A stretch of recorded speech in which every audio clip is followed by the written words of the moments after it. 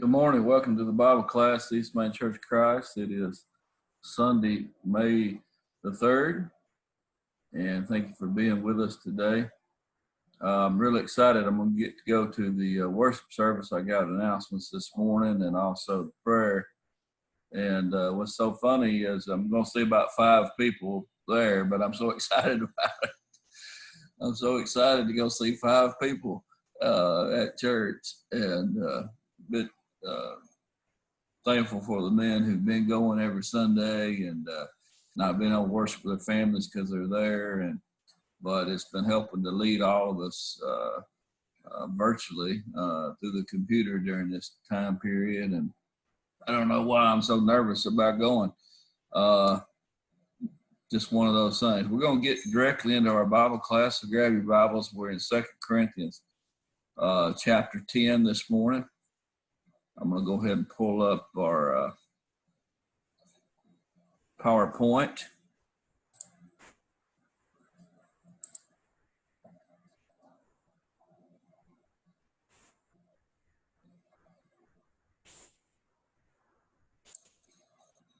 Well, wrong one. There we go. It's pretty quick. It's just a few slides here, about 18 verses. 2 Corinthians chapter 10. Now I, Paul, myself beseech you by the meekness and gentleness of Christ, who in the presence am base among you, but being absent am bold toward you. So Paul is saying here that, he's not with them. He's writing this letter to them. This word base, it's kind of a military term. There's always a base, when you're on the, like a military base, there's a base. It's the main point where decisions are being made and things are going through, or you think about a structure. It's the base, it's the foundation of something in which things are going from. So Paul is saying that he is being this base for them at Corinth. They didn't have elders evidently at this point, and he is basically serving in this. He is an apostle of Christ, and therefore he is kind of serving, overseeing them. But I beseech you that I may not be bold when I am present, with that confidence wherewith I think to be bold against some which think of us as if we walk according to the flesh. So there were some there that were accusing him, and we've talked about this before, of wrongful doing. Maybe he was looking to just make money off them, or looking to make fame, fortune, or just use them in some way for monetary gain, some earthly gain that we think about. Paul was a tent maker. Perhaps they were seeing him as, well, he's making money and doing this, and he charged this much to, who knows what people would have said about what he was doing. They were trying to discredit him some way. For we walk in the flesh, we do not war after the flesh. For the weapons of our warfare are not carnal, but mighty through God to the pulling down of strongholds. Wow, what military? I wonder if Paul was in the military, the way he speaks of all these military strongholds and warfare. He said, listen, we are not warfaring according to the flesh. Our warfare is spiritual in nature. This is a spiritual warfare between us as Christians, for our minds, for our souls, against the devil. We are at war against Satan, and he is trying to get our souls from Christ, from God.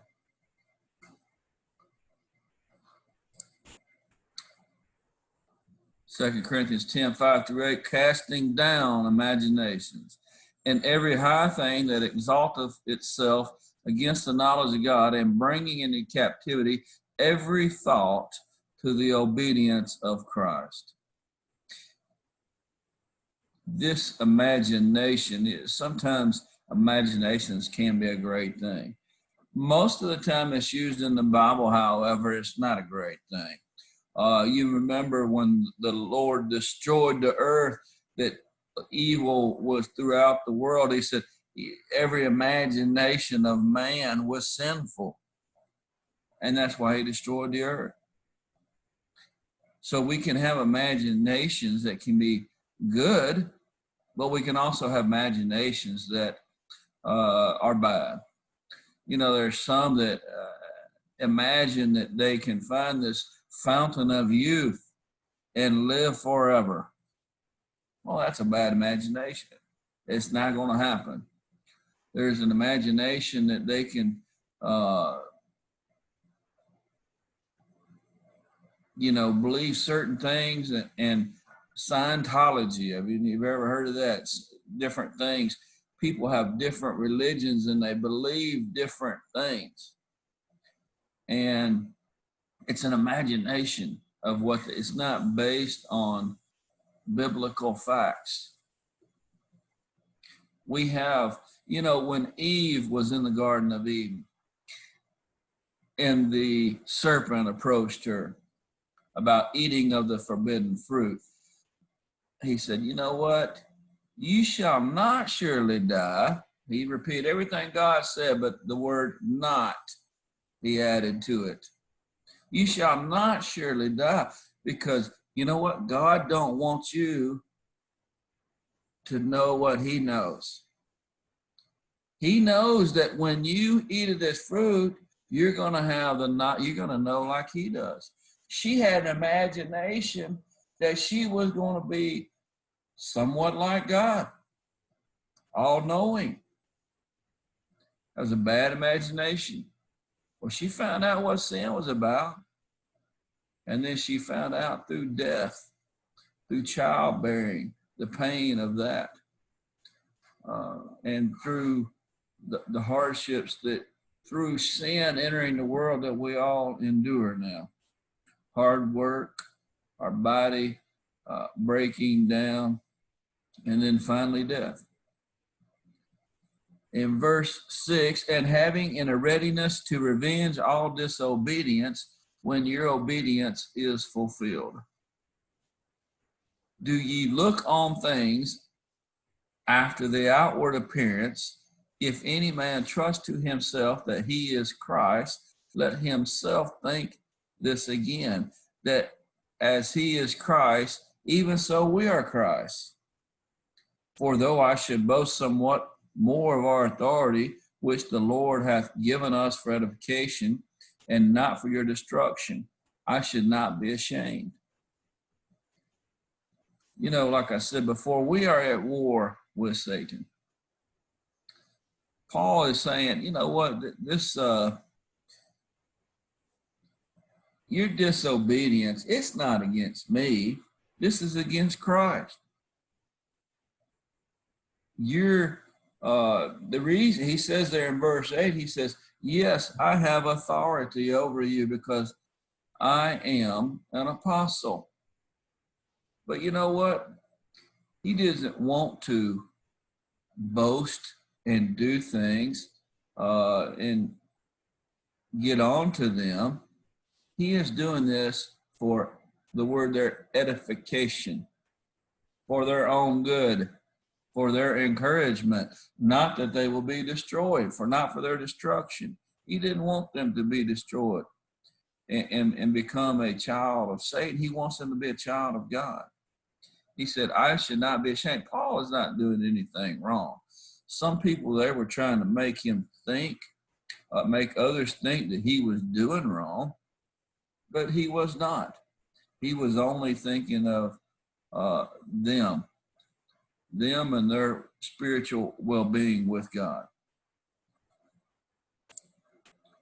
2 Corinthians 10, 9 through 12, that I may not seem as though I would terrify you by letters. Wow. Paul, terrifying by letters. You know what? We need to be careful what we write. We need to be careful what we write and others read it, because sometimes others perceive what you have written as a threat, or they perceive this as you getting on to them, or they read more into it because they can't hear your voice and how you said it. You know, I've said this many times to employees, and I need to heed this information myself. You know, if you get an email or a text or a post, something that makes you upset, don't respond to it right away. Don't ever respond to something in writing right away. Think about it. Pray about it. Let time pass before you respond. You'll probably, you know, what I've started, I type up an email, like I get an email, I type up an email and I don't push send. If I know people, when people's going to read this, people's going to be upset. I just type it up, perhaps. Sometimes I don't even type it up, but I type it up and I'll just save it and I won't send it. And then, especially if it's really bad, I come back the next day, you know what? 99% of the time I delete that email because it's not worth it, because it's not going to do any good. It's just going to make somebody else mad. And the best thing to do a lot of times is pick up the phone and talk to somebody. And a lot of times you talk to them, it's like, well, you know, this has offended me, this made me mad. Hey, you know, they probably didn't mean to. And so that's some advice for you to think about. But Paul couldn't pick up the phone. He had to write letters to them. That was the only way. He couldn't talk to them. You know, Paul in Acts 13, when he went, he and Barnabas sailed to Cyprus. And there was a man, a name named Elymas, who was a magician. His name meant magician. And Paul struck him blind because he was interfering with the spreading of the gospel. Paul struck him blind.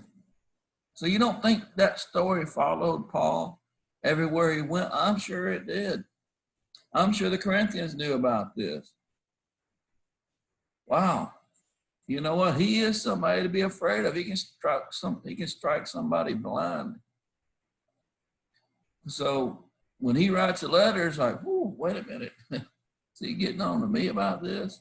In verse 10, for his letters say they are weighty and powerful, but his body presence is weak and speech contemptible. Paul said, you know, Paul's a tent maker, but he said, listen, I'm not physically gifted person. He wasn't a big, strong physical presence.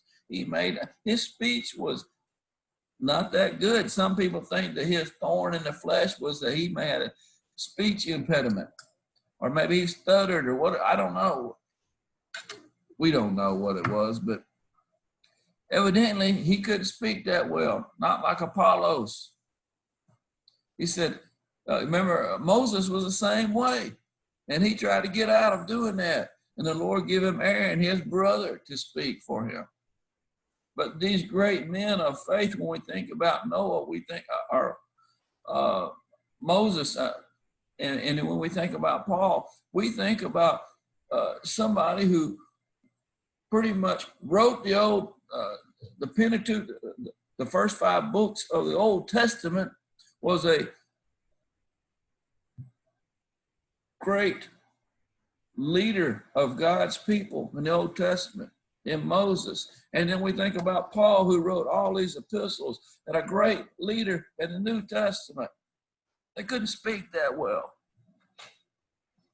He couldn't speak that well in front of people. That's crazy.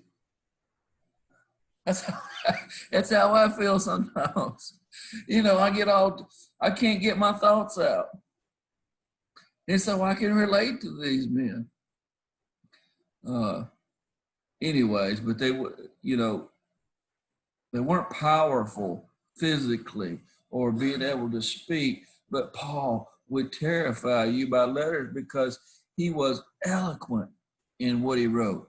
He said, let such a one think this, that such as we are by the words, by letters, when we're absent, such will be also indeed when we're present. For we dare not make ourselves of the number or compare ourselves with some that commend themselves, but they're measuring themselves by themselves and comparing themselves among themselves are not wise.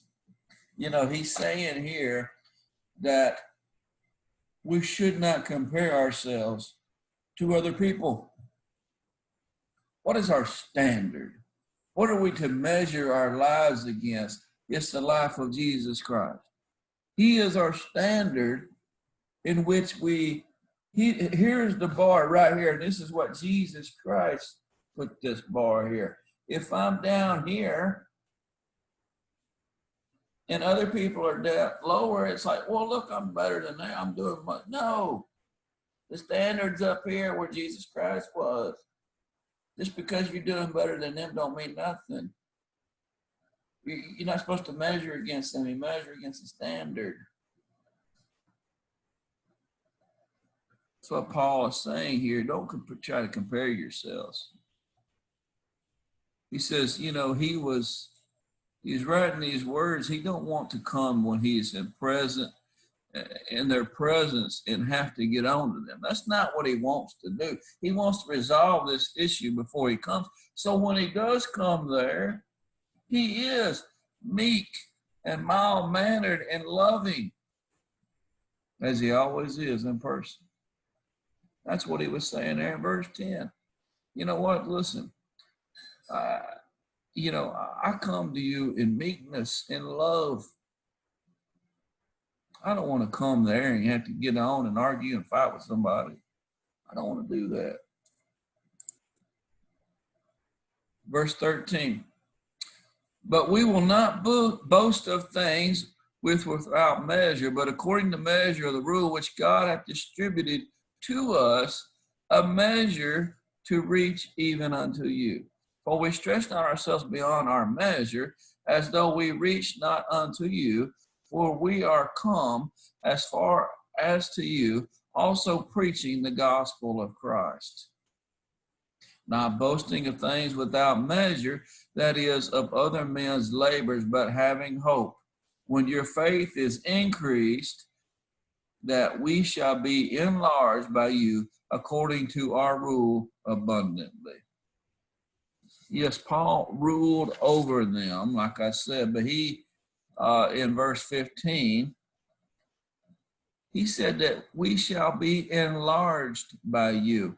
His heart is going to be enlarged because when they obey the gospel, when they are doing what the Bible tells them to do, what Paul taught them to do, which is what we have the Bible today. When they do these things in meekness and love, it's not helping Paul, it's helping themselves. It's doing this for Christ's sake.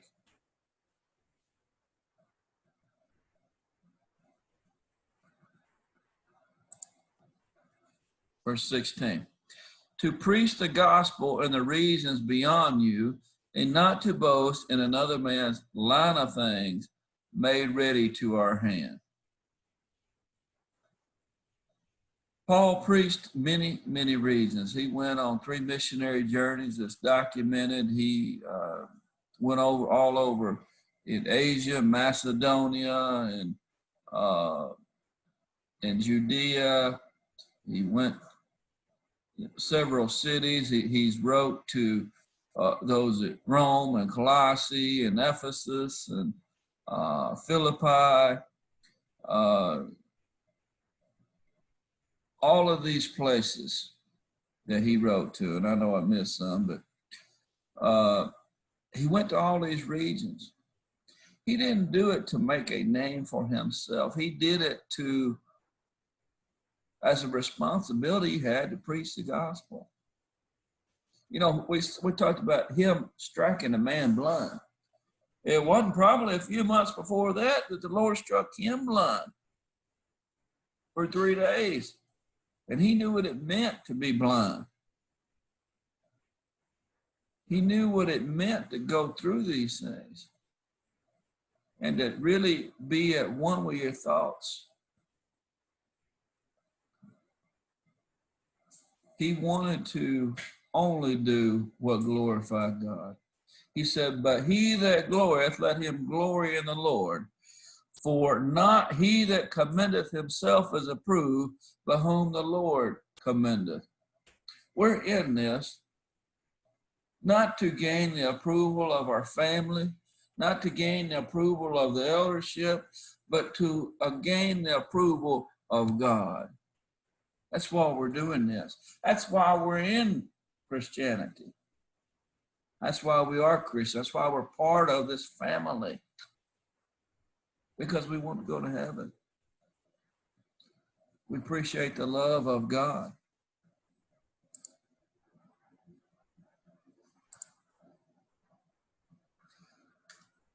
Appreciate you being here today. I want you to think about these things. I want you to think about your impact on others and how you can influence others for good. Are you being approachable? Are you being someone who can encourage others? I had a call yesterday, one of our church members, and it was very encouraging to me. He said, listen, I've been watching you on the Facebook, YouTube, and I really appreciate the lessons. You know, and sometimes you think you're just doing this to hear yourself speak, you know, and I enjoy doing this. I enjoy studying and I enjoy teaching. It's not like it is in person. It's difficult being in a room by myself with the computer on, trying to teach these and make these points. But you know, it was great to get that encouragement. Great to get that feedback. And I know it can be discouraging being at home, trying to worship. And I encourage you to pick up the phone, call somebody from our church congregation and talk to them, tell them you miss worshiping with them. Just find out what they've been doing. Maybe somebody you haven't talked to, maybe you don't talk to them very often, but say hello or whatever. I've had several conversations just like that on the phone. Maybe I don't spend a whole lot of time talking to them, but you know, we may have talked for 10, 15, 20 minutes on the phone. It's been great to, you know, just have that conversation. Appreciate you being in Bible class. God bless.